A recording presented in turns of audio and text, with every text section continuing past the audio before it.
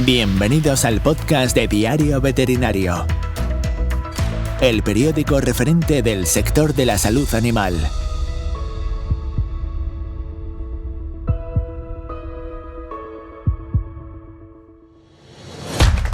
Hola a todos, somos Fernando Sarrate y Sergio Barbero. Y en este espacio vamos a dar una visión profunda y objetiva a la actualidad veterinaria. Un espacio de análisis que se centra en lo que más te interesa, para que la información llegue a ti sin filtros, sin rodeos y de la boca de los protagonistas. ¡Empezamos!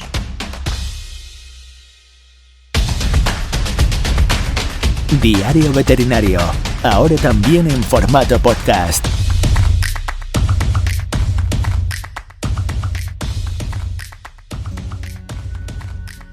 El 14 de agosto de 2020 se publicaba en el Boletín Oficial del Estado el primer convenio que regulaba específicamente las condiciones laborales en los centros y servicios veterinarios. Este hecho supuso un avance claro en las relaciones de trabajo en el sector clínico que, hasta la fecha, se adscribía al Estatuto General de los Trabajadores. Según queda reflejado en el propio texto, la vigencia de este convenio concluía el 31 de diciembre de 2022, lo que ha llevado a los distintos agentes sociales a la constitución de una nueva mesa de negociación para la renovación del acuerdo. En este caso, los sindicatos representantes de la parte trabajadora son Comisiones Obreras, UGT y FETICO, siendo la Confederación Empresarial Veterinaria Española, CEVE, único representante de la patronal. Sobre el balance de estos 3 años de vigencia del convenio, los puntos a tratar en su renovación y el estado actual de la negociación, contaremos con Jesús Cabrera, responsable del área de negociación colectiva en sanidad privada y sectores sociosanitarios de Comisiones Obreras. El convenio colectivo en veterinaria ha sido uno de los temas más tratados en el 2022 y probablemente será uno de los más tratados también en 2023. En el podcast de Diario Veterinario queremos ponerle luz a todo este tema que muchas veces para los veterinarios es un poco complicado de tratar.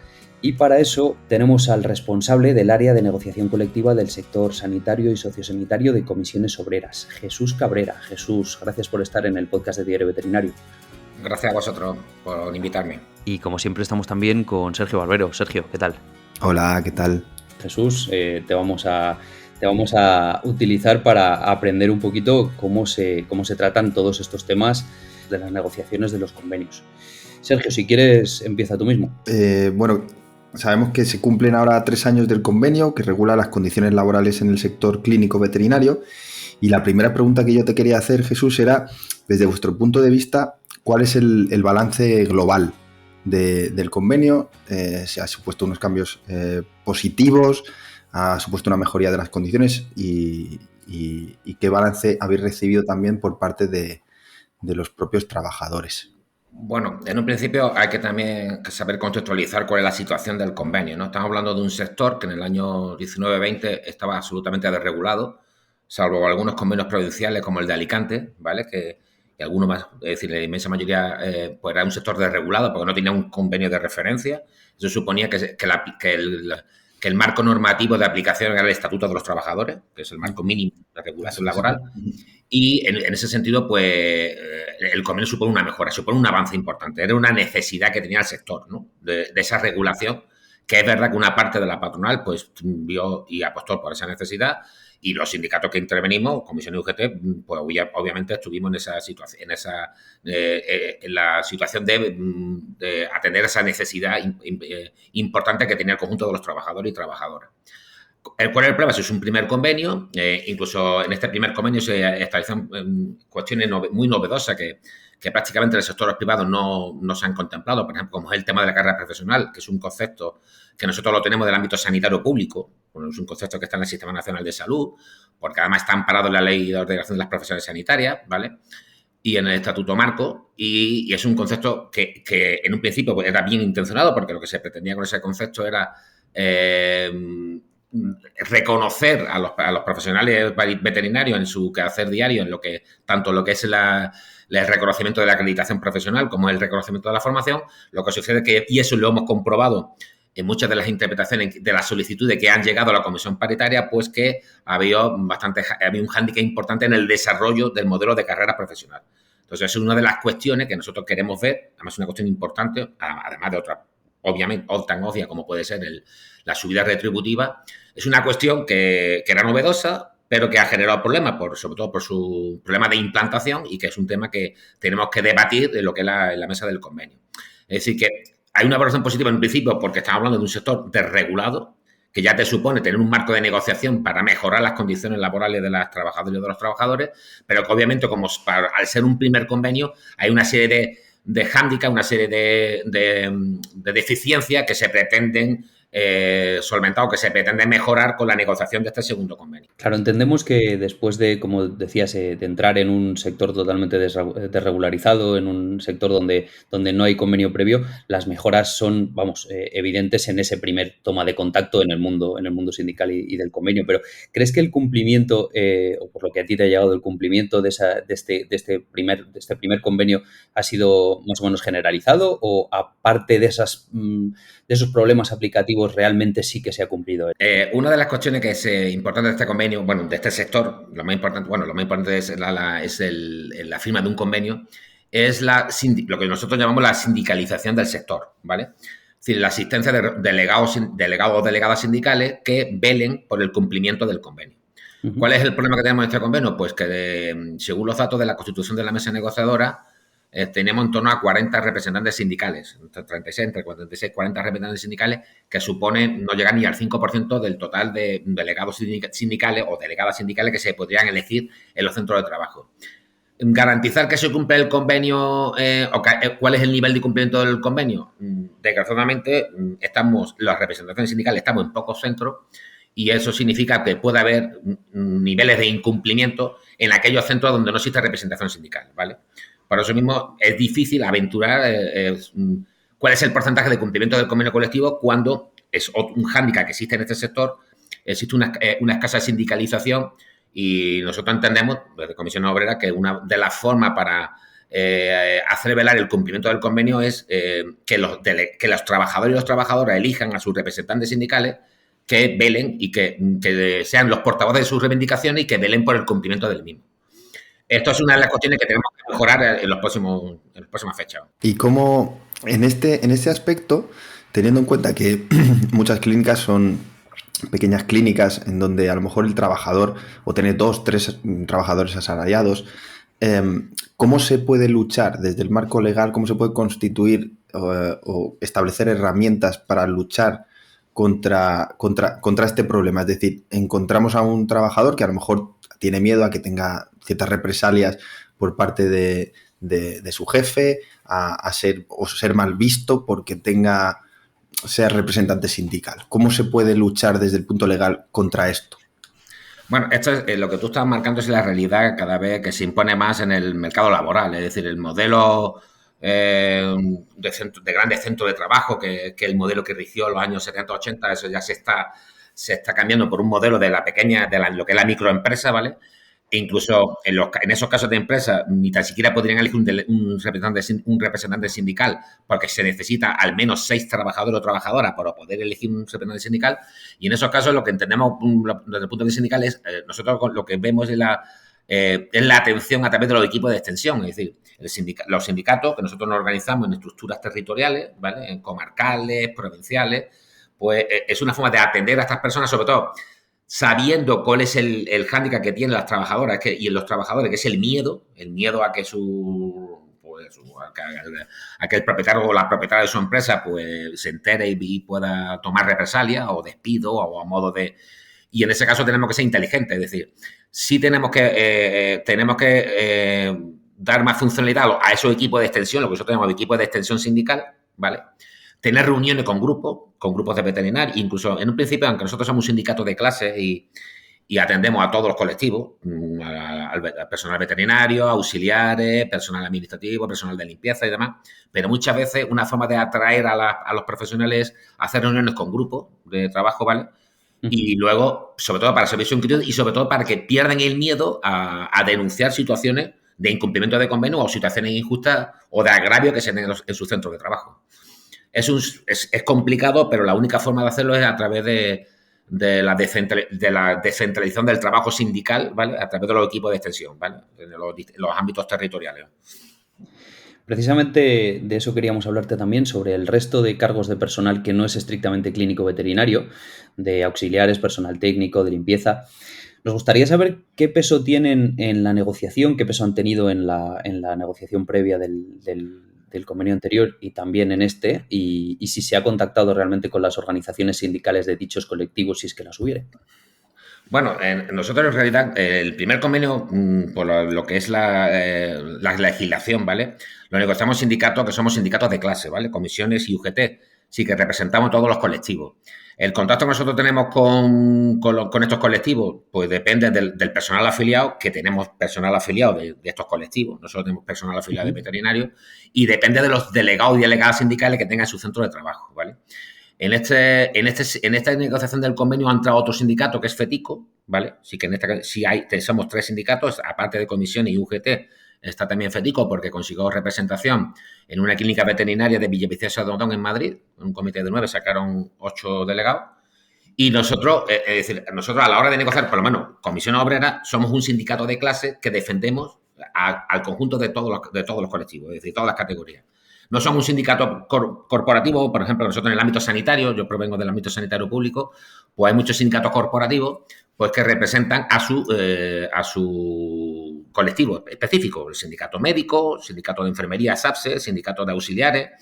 Lo que pasa es que eso es algo más específico que se da de forma más frecuente en el sector público.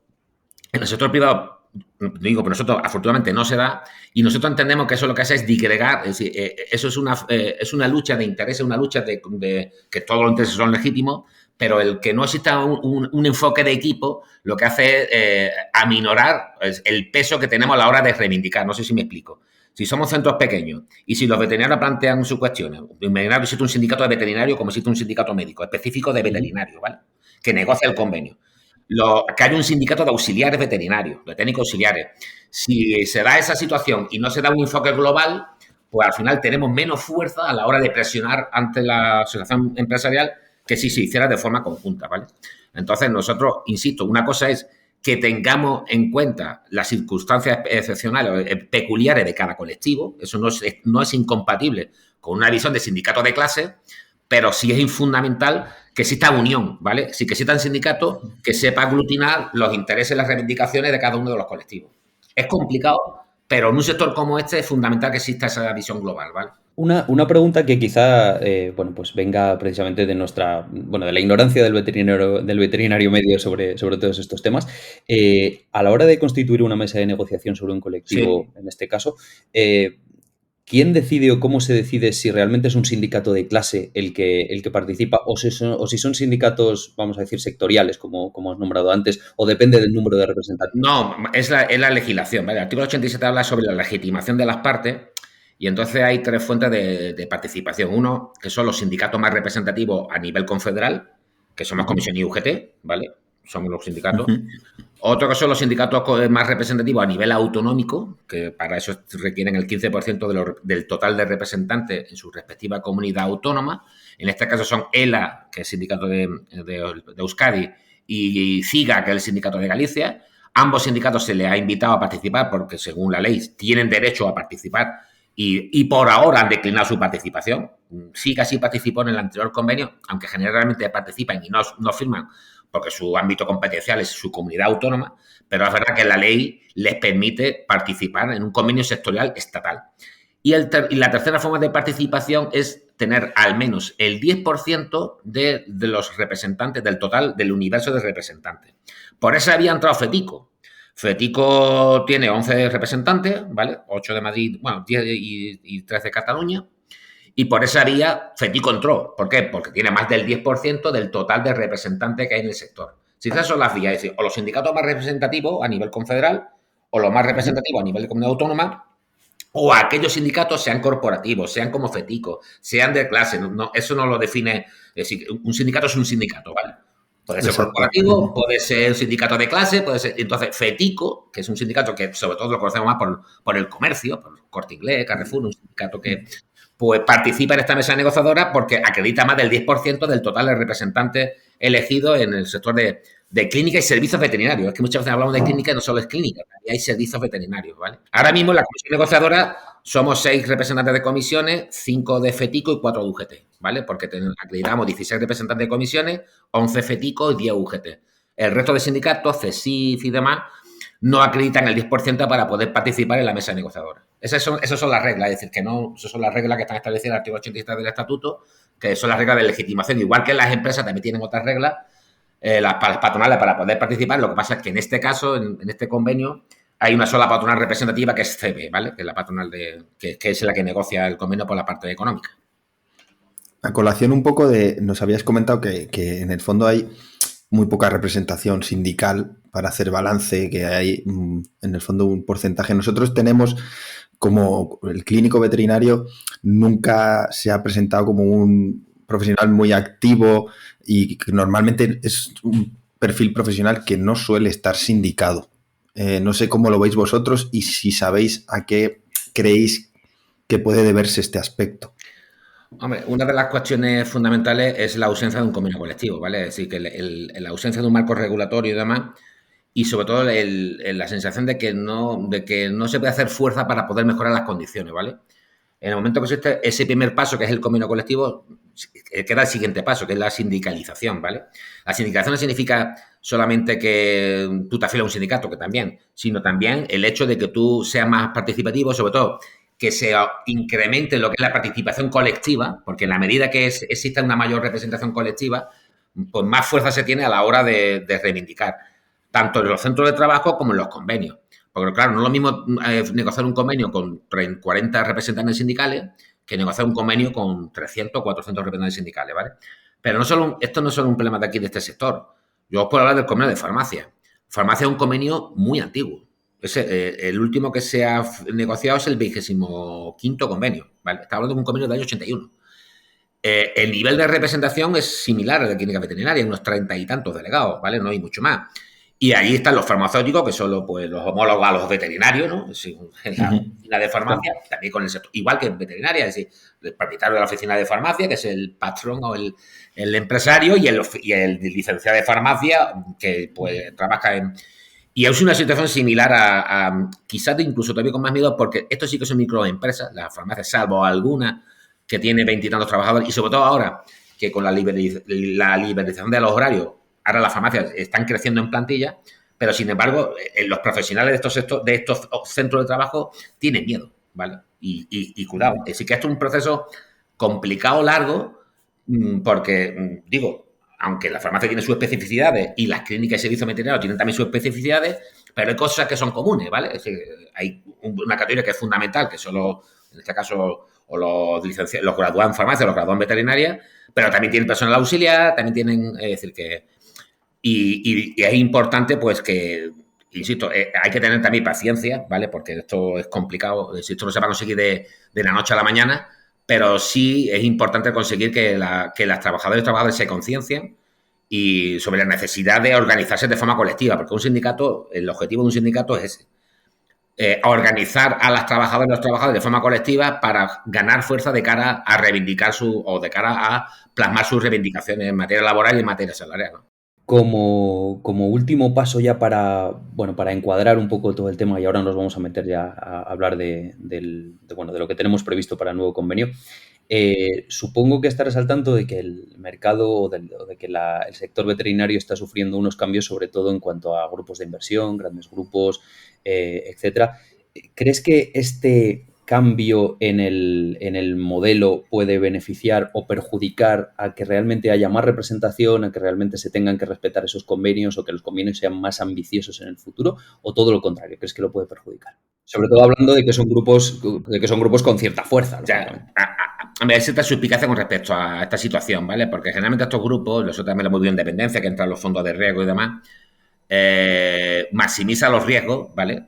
Maximiza el beneficio, minimizando los riesgos y minimizando los costes. Es decir, la experiencia en otros sectores de este tipo de empresas no es precisamente gratificante, ¿vale? Tampoco podemos ser agoreros, pero hay que estar expectantes, ¿no? Porque este tipo de grupos, pero no solo este tipo de grupos, generalmente, y lo estamos viendo ahora, ¿no? Con la situación de crisis y demás, las empresas maximizan sus beneficios, ¿vale?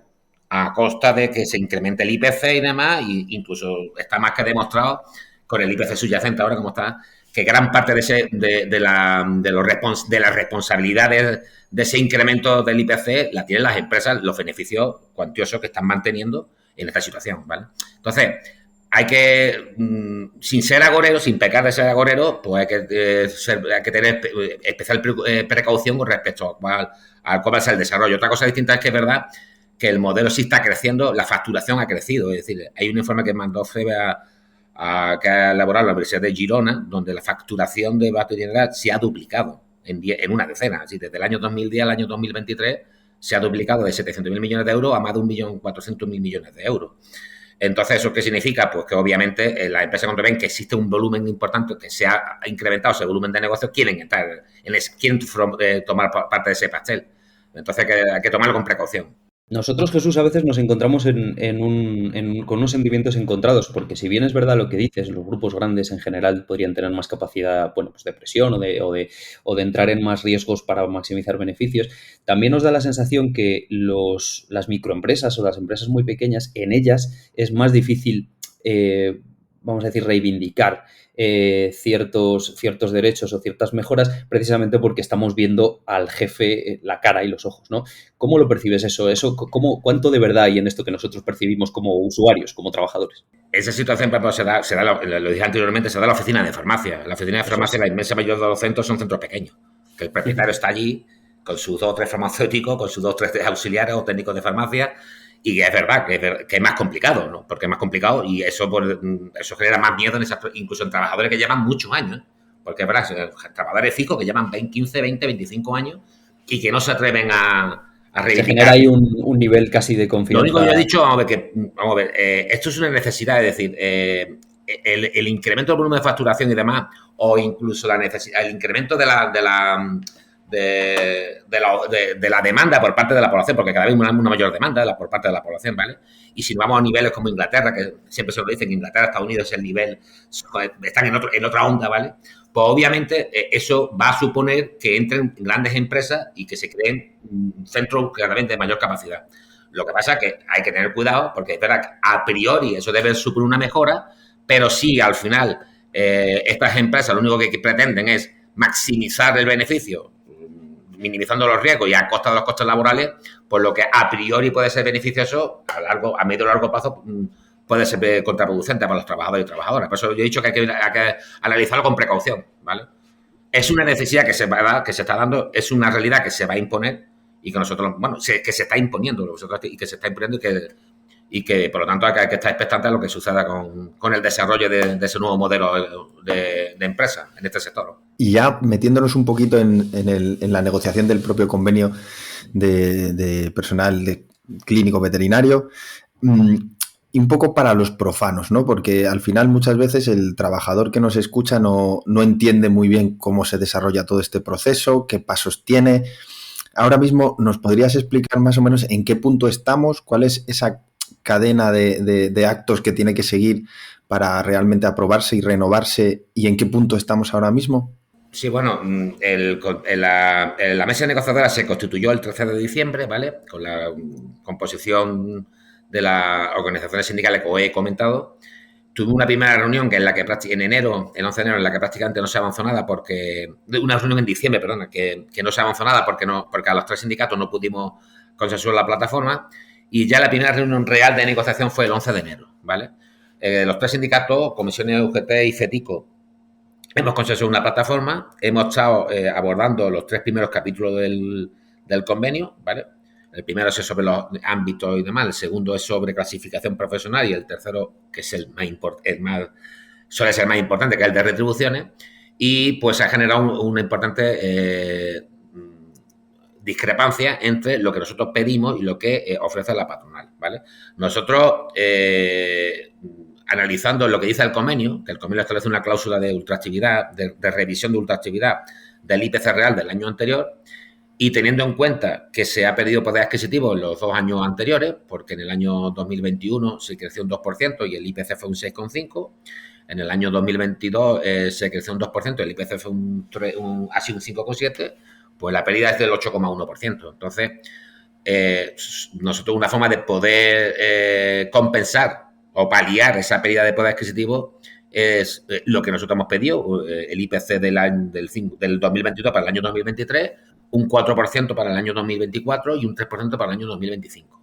Ahora mismo la situación es bastante complicada porque la oferta de la patronal es muy inferior a lo que nosotros estamos pidiendo, ¿vale?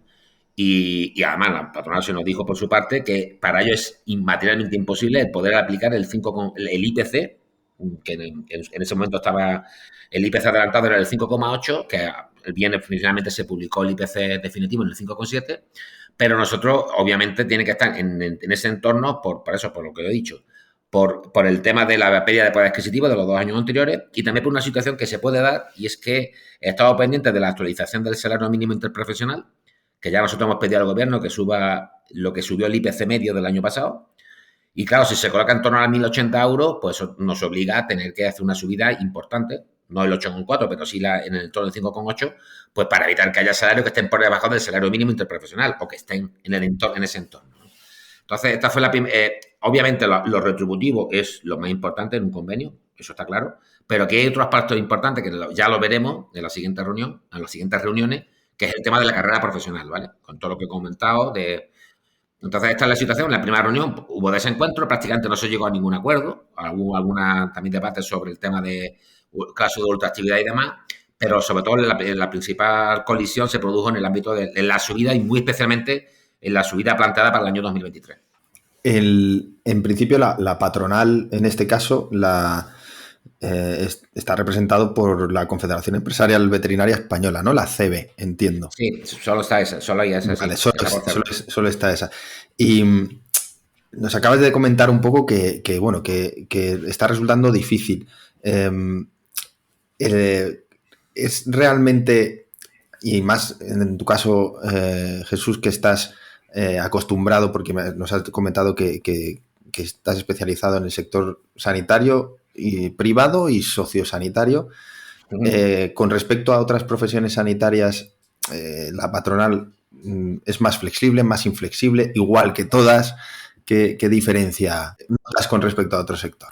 Teniendo en cuenta la especificidad y la peculiaridad de cada sector y de cada patronal, sin embargo, en lo que respecta a la subida y todo lo que es el tema del IPC, prácticamente no hay mucha diferencia con lo que está sucediendo con otras patronales.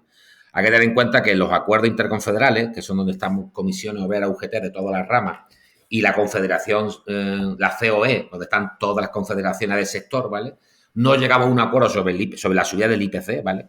Y eso está trascendiendo a otras ramas, ¿no? Porque además ellos CEVE utilizó en la mesa negociadora pues que los que se están acordando otra subida por debajo del 5,8%, y que la situación económica es delicada y que prácticamente pues, es complicado el que puedan afectar la subida del 5,8%. Lo que pasa es que nosotros estamos en un sector que los salarios son como son, donde hay una pérdida de poder adquisitivo y, por lo tanto, la subida tiene que estar en ese entorno. Nosotros dijimos que para los siguientes años son materias negociables, ¿vale?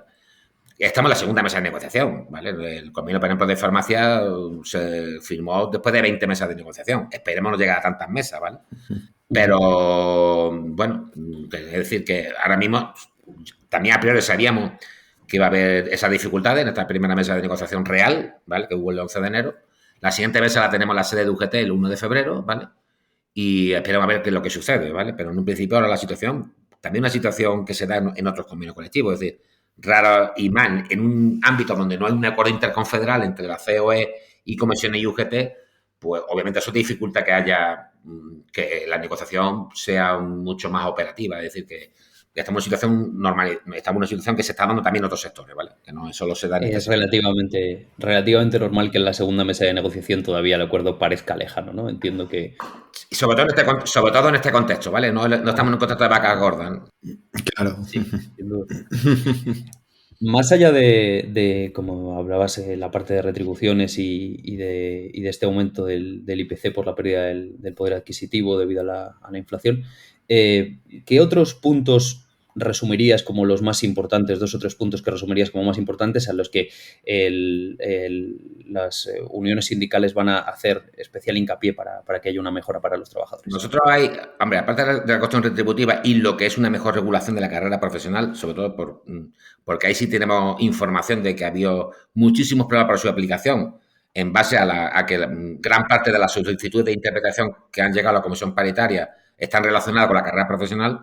Pero también una cosa importante para nosotros, que nos lo han transmitido los trabajadores y que afecta especialmente a veterinarios, es el tema de la disponibilidad, ¿vale? tanto lo que es la cuantía de la disponibilidad como en el tope que está establecido para la disponibilidad.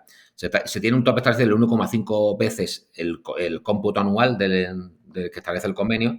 Eso supone más de 900 horas al año y eso dificulta sobremanera la conciliación de la vida laboral y familiar de las trabajadoras y trabajadoras, ¿vale? Entonces, esa es una reivindicación, también nos la han planteado a los tres sindicatos, ¿no? A comisiones, a UGT, FETICO. Insisto, ahora mismo hay una plataforma sindical conjunta de las tres organizaciones y eso es también una parte importante, ¿no? Que sí se vio en lo que es el continuo económico en esta primera reunión de convenio, porque aparece en el capítulo 3, en el apartado capítulo 3 del convenio, y es una parte importante, ¿vale? Aparte también mejoras en materia de permiso, posibilidad de reducción de jornada, mejora también en materia de compensación por IT, es decir, que el convenio no solo es retribuciones o carrera profesional, sino que hay otras cuestiones. Obviamente hay cuestiones que requieren de mayor interés por parte de los trabajadores, como obviamente el caso del salario, el caso de la carrera profesional o este caso de la disponibilidad, porque es un problema que dificulta la conciliación de la vida laboral y familiar de muchos trabajadores y trabajadoras. Hemos hablado un poquito de que, bueno, has hecho la comparación, Jesús, de que los farmacéuticos a día de hoy tenemos un convenio que está un poco anticuado y quizá el sector es parecido, ¿no? En condiciones y en requisitos al veterinario, en algunas, sobre todo en los puntos flacos, ¿no? De esas condiciones laborales en las que están sometidos los trabajadores. Conforme al resto de profesiones sanitarias, desde enfermeros, médicos, en el sector privado, porque entendemos que la administración pública funciona de otra manera, ¿qué similitudes y qué diferencias encontramos con el clínico veterinario? Pues fíjate, el sector sanitario privado, que en teoría pues, es un sector mucho más potente y con un volumen de negocio mucho más relevante. Sin embargo, hay un problema de desregulación, ¿vale? No existe un convenio estatal, como por ejemplo tiene la dependencia, la oficina de farmacia, y en este caso hay más de 20 provincias que no tienen convenio colectivo, que se están rigiendo por el Estatuto de los Trabajadores, ¿vale? Aparte de otros convenios, que son que nosotros lo denominamos convenios zombies, que no se renuevan desde el año 2010-2012 y que están funcionando con el salario mínimo interprofesional, que es lo que se venía dando, por ejemplo, en el sector de clínicas veterinarias cuando no había convenio, que incluso había veterinarios que se le pagaba lo que quisiese el propietario o la propietaria de esa clínica, ¿vale? Entonces, es verdad que en el sector sanitario, que insisto, el sector sanitario privado, donde existe convenio colectivo, pues obviamente hay unas condiciones aceptables, tanto salariales como de jornada. No sé, pues hablo del convenio de Madrid, o del convenio de Cataluña, o del convenio de la provincia de Alicante, o el convenio de Sevilla, ¿no? Pero también hay que tener en cuenta que hay otras provincias que no tienen convenio colectivo, ¿vale? Y estamos intentando por todos los medios que se negocie un convenio estatal, aunque sea un convenio mínimo, digo mínimo, porque obviamente es verdad que en el sector sanitario hay muchas diferencias entre unas provincias y otras, ¿vale? Que también se puede decir en la clínica veterinaria, ¿no? No es lo mismo a lo mejor el volumen de negocio que pueda haber en la costa que el que pueda haber en la zona rural de una comunidad autónoma, ¿vale? Como Castilla y León o Aragón, ¿vale? Pero que sí, que en el sector sanitario privado sí existe ese hándicap, ¿vale? La ausencia de un convenio colectivo que hace que muchas provincias no tengan un marco de regulación, ¿vale?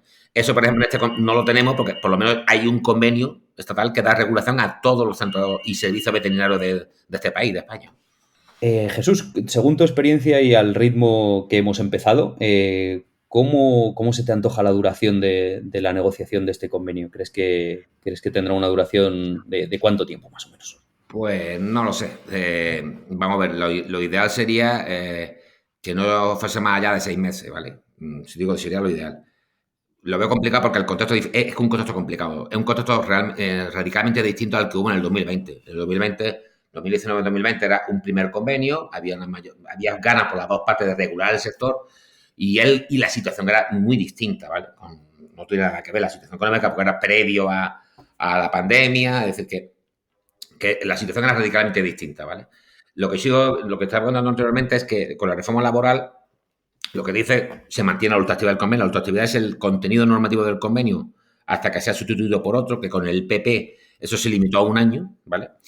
Pero eso sí, lo que dice la reforma laboral es que cualquiera de las dos partes, en el caso de que transcurra 1 año sin que se llegue a ningún acuerdo, pueden recurrir a un sistema de mediación. Un sistema de mediación a través del ministerio, que se llama CIMA, ¿vale? Donde participan mediadores por parte de la patronal, de la COE y mediadores de los sindicatos, y una forma de poder intentar llegar a un acuerdo. Ellos median para poder llegar a un acuerdo, para poder resolver discrepancias que son irresolubles en el proceso de negociación, ¿vale? Entonces, es aventurado decir que cuánto va a durar el convenio. Lo ideal sería hacerlo antes, que el proceso de negociación no durara más de 6 meses. Pero yo creo que puede durar más, sobre todo por el contexto en el que nos encontramos. Lo mismo nos llevamos una sorpresa y dura menos de 6 meses. Pero ahora mismo he aventurado lanzar un periodo determinado para... Es muy complicado, ¿vale? Sobre todo teniendo en cuenta lo que pasó en la primera reunión. Jesús, teniendo en cuenta que la audiencia del podcast de Diario Veterinario principalmente son profesionales sanitarios de la veterinaria, no solo veterinarios, sino también auxiliares u otro personal que pertenezca al sector veterinario, ¿qué les pedirías o qué les sugerirías a los profesionales para que fueran lo más proactivos posibles o para que pudieran ayudar en el futuro a futuros representantes sindicales? Vamos, yo lo he dicho anteriormente, es decir, es fundamental que exista ese contacto, ese incremento de los contactos colectivos, ¿vale? Es decir, esa organización en el ámbito sindical, en el ámbito de defensa de los derechos laborales a través de los sindicatos, ¿vale? Y eligiendo dónde se puede elegir representantes sindicales, o bien teniendo contacto con los sindicatos, ¿vale? Pues a través de grupos y demás, pues para que los sindicatos tengan conocimiento de su realidad y para plantear una serie de cuestiones y de actuaciones. Y eso es fundamental, ¿vale? Porque a la medida que se incrementa esa capacidad de organización, pues habrá más probabilidades de mejorar las condiciones laborales, no solo a través de la negociación del convenio colectivo, sino para exigir su cumplimiento en los centros de trabajo. Eso es fundamental, esa organización. Es complicado, estamos en un sector pues, que hasta hace poco ha estado desregulado, pero bueno, hay que intentarlo y sobre todo que exista esa conciencia por parte de los trabajadores de los centros de trabajo. Bueno, pues desde aquí hacemos ese llamamiento a todos los oyentes de que no tengamos miedo como grupo, como colectivo, y seamos capaces de organizarnos para conseguir simplemente condiciones justas para todos, ¿no? Para que el sector siga creciendo y para que todos podamos estar trabajando sanos, contentos y con las condiciones que nos merecemos. Jesús Cabrera, responsable del área de negociación colectiva del sector sanitario y sociosanitario, muchísimas gracias por estar hoy con nosotros en el podcast de Diario Veterinario. Un abrazo fuerte y nada, tendremos paciencia para ver qué noticias nos da esta negociación. Muchas gracias. Sí. Gracias a vosotros. Yo pues aquí tenéis a vuestra disposición pues para debatir sobre el sector y demás, y en la medida de mis posibilidades pues me tenéis aquí. La negociación del nuevo convenio colectivo será sin duda uno de los hitos de 2023 en el sector veterinario.